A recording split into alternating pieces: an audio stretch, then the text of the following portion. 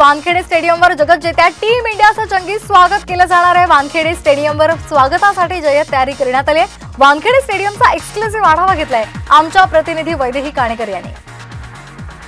मी आता उभी आहे वानखेडे स्टेडियमवर। हे ते स्टेडियम आहे ज्या स्टेडियमवर आजपर्यंत अनेक इतिहास घडले।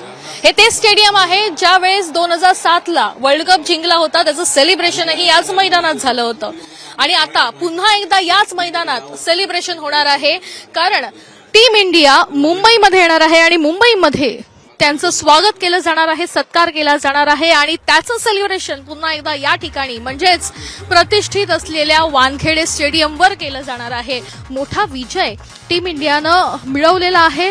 प्रत्येकाला तो क्षण पुन्हा एकदा जगायचा आहे आणि खास करून मुंबईमध्ये ज्या ठिकाणी रोहित शर्मा राहतो, रोहित शर्मा याच मुंबईमध्ये राहतो आणि त्याच मुंबईमध्ये आता या ठिकाणी जे आहे ते सेलिब्रेशन सध्या दिसून येणार आहे। काही वेळेतच एनसीपीए ते वानखेडे स्टेडियम हा 1.5 किलोमीटरचा प्रवास जो आहे तो मुंबईकरांसोबत पूर्ण करून टीम इंडिया याच मैदानात येणार आहे आणि याच मैदानात संपूर्ण जल्लोष जो आहे तो या स्टेडियमवर बघायला मिळणार आहे, कारण या स्टेडियममध्ये जवळपास 35,000हून जास्त लोक या ठिकाणी उपस्थित असतील।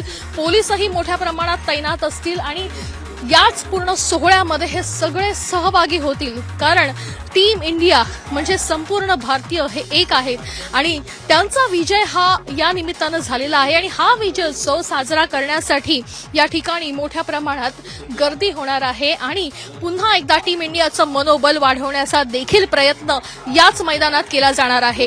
कॅमेरा पर्सन गणेशसह वैदेही काणेकर, साम टीव्ही न्यूज, मुंबई।